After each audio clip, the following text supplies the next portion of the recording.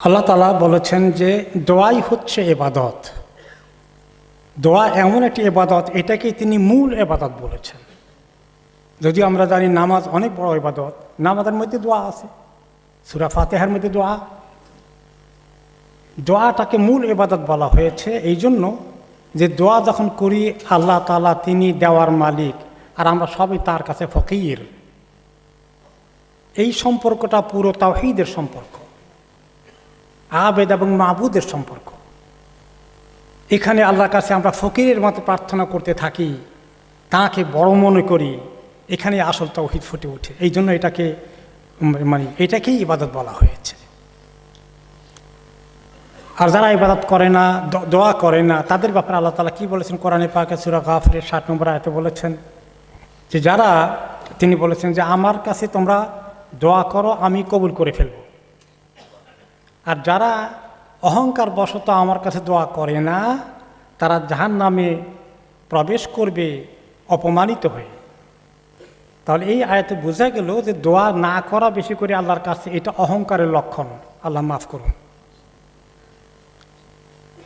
এমনকি একটি হাদিসে রাসূলুল্লাহ সাল্লাল্লাহু আলাইহি ওয়াসাল্লাম বলেছেন, যে ব্যক্তি আল্লাহর কাছে দোয়া করে না, আল্লাহ তাআলা তার প্রতি অসন্তুষ্ট। তিনি তো দেওয়ার জন্য বসে আছেন, কবুল করার জন্য বসে আছেন, আর আমি দোয়া করছি না। এই জন্য আল্লাহ তাআলা আমার উপর অসন্তুষ্ট হয়ে যাবেন। আল্লাহ মাফ করুন। কেন দোয়া করব না? কত বিপদ আপদ আমাদের জীবনে আসে যায়, কত দরকার আমাদের। যতই অনেক ভালো জিনিস জীবনে থাকে, কিন্তু সুবিধা অসুবিধা চলেই আসে টাইম টু টাইম। তো আল্লাহ তাআলা এই সুবিধা অসুবিধা কষ্ট এগুলো যখন চলে আসে, তখন তিনি বলেছেন যে তোমার যদি কোনো কষ্ট হয়ে যায়, তাহলে তোমাকে দূর করার তিনি ছাড়া কেউ নেই। আর তিনি তোমাকে কোনো ভালো কিছু দিতে চাইলে সেটাকে আটকানোর ক্ষমতাও কারো নেই।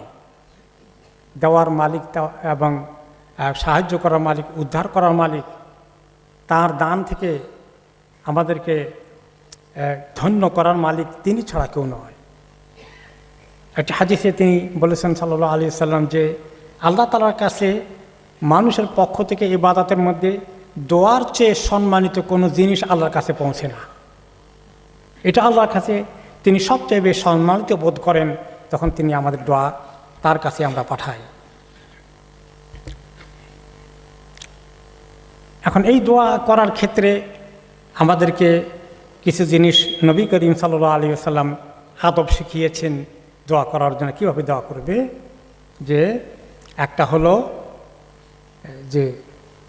যে দোয়া আমরা করি, এই দোয়াটা আগে পরে, শুরুতে এবং শেষে একটু দরুদ শরীফ পড়া দরকার নবী করিম সাল্লাল্লাহু আলাইহি ওয়াসাল্লামের প্রতি।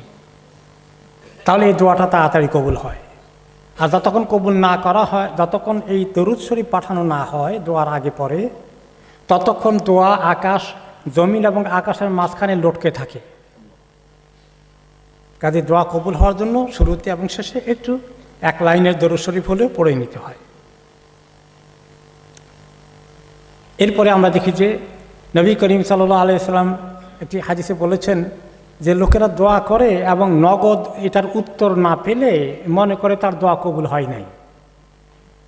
এবং এরকম কয়েকবার কয়েকটা বিষয়ে দোয়া করেছিল, খুব দোয়া করলো কিন্তু কবুল হলো না। মানে তার উত্তর সে পায় নাই। কবুল হয়েছে কি আল্লাহর কাছে সেটা তো আমরা দেখছি না, কিন্তু দোয়ার উত্তরটা যেটা চেয়েছিলাম সেটা পেলাম না। না পেলে লোকেরা মনে করে আমার দোয়া বোধহয় কবুল হয় না। তখন সে হতাশ হয়ে যায়, আমার দোয়া যখন কবুল হয় না আর দোয়া করে লাভ কি, তখন দোয়া ছেড়ে দেয়। এ হলো হতভাগা। দোয়া যতক্ষণ করতে থাকি ততক্ষণ কবুল হতেই থাকে ইখলাসের সাথে, কিন্তু দোয়ার উত্তরটা নগদ আল্লাহ তাআলা না দিলে আমরা মনে করি কবুল হয় নাই। কিন্তু হাদিসে নবী করিম সাল্লাল্লাহু আলাইহি ওয়াসাল্লাম বলেছেন যে দোয়ার উত্তরটা 3 তরিকায় হয়।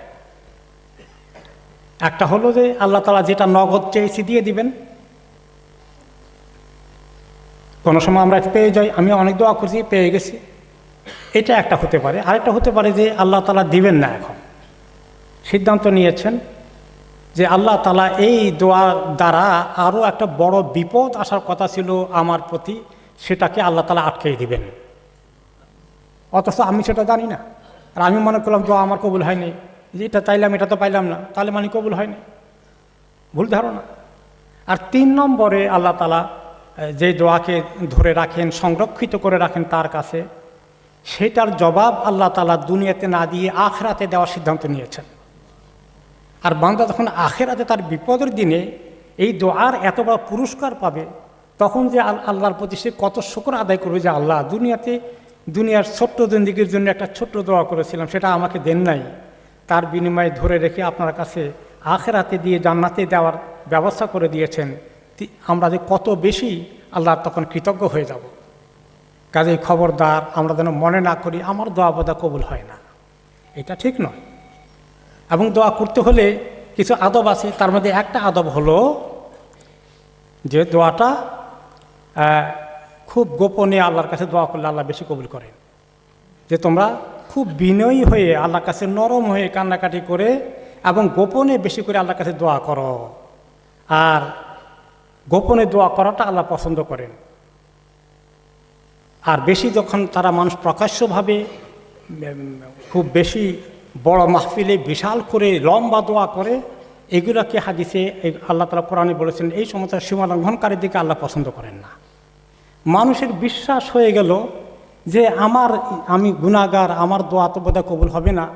মসজিদে গিয়ে হাজার হাজার লোকে নিয়ে একসঙ্গে দোয়া করাইতে পারলে, একটা স্লিপ দিয়ে দিলে তাহলে অনেক কবুল হয়ে যাবে। আমার সবার দোয়া, কার না কার দোয়া কবুল হবে ঠিক নাই, এই সমস্ত আন্দাজ অনুমানের কথা আমরা বলি। অথচ আল্লাহ তাআলা বলেন তুমি গোপনে আমার কাছে দোয়া করো।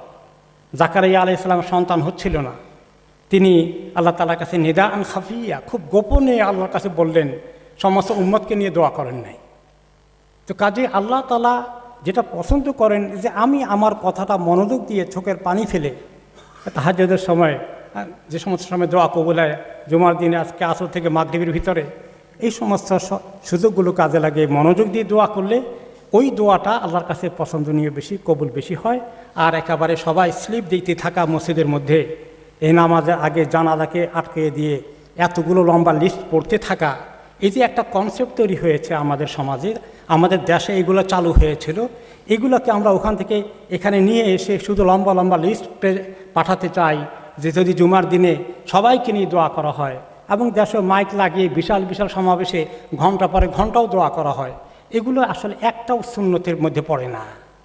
নবী করিম সাল্লাল্লাহু আলাইহি সাল্লাম সব সময় নিজের দোয়া করেছেন, নামাজের পরে, অন্য সময়, বিপদে আপদে সবাইকে বলেছেন সবাই নিজের দোয়া করো। আর আমরা বানিয়ে নিয়েছি যে না, ওনার তরিকা বোধহয় ঠিক না, আমাদের তরিকাটা বোধহয় ঠিক। উনি একলা একলা করেছেন, আমরা ওই তরিকা যাব না, আমরা সবাই মিলে করতে হবে। এটা ভুল ধারণা। এইভাবে আমাদের সমাজে দ্বীনের অনেক মৌলিক বিষয়ের মধ্যে আমরা অনেক দূরে চলে গিয়েছি নবী করিম সাল্লাল্লাহু আলাইহি ওয়াসাল্লামের সুন্নাত থেকে। ওনার তরিকা ছাড়া আমরা নিজেরা খুব ভালো মনে করলে খুব মজা লাগে আমাদের কাছে, সবাইকে নিয়ে লম্বা মুনাজাত করলে খুব মজা লাগে, কিন্তু এই মজা তো আসল কথা না। আসল কথা হলো যে সুন্নতকে অনুসরণ করা। আমি নামাজ পড়বো কীভাবে, যেভাবে নবী করিম সাল্লাল্লাহু আলাইহি ওয়াসাল্লাম পড়েছেন। হজ করবো কীভাবে, যেভাবে তিনি পড়েছেন। দোয়া করবো কীভাবে, যেভাবে তিনি করেছেন। জিকির করবো কীভাবে, যেভাবে তিনি করেছেন। কিন্তু আমাদের সমাজে বহু রকমের প্যাকেজ আছে, ওই প্যাকেজগুলো আমরা ছোটোকাল থেকে শিখে এসেছি, এগুলো ছাড়তে পারি না। কাজে বিপদ আপদের খবর আপনি আল্লাহর কাছে অন্ধকার রাতে আপনি নিজের চোখের পানি ফেলে বলেন, এইটাই হলো সুন্নত তরিকা, এটাই কবুল হবে বেশি। আর সবাইকে নিয়ে মাইকে দোয়া করে নেওয়া হাজার হাজার মানুষের মধ্যে, এই চিন্তাটা আসলে সুন্নতের পরিপন্থী। আল্লাহ তাআলা আমাদেরকে তৌফিক দান করুন।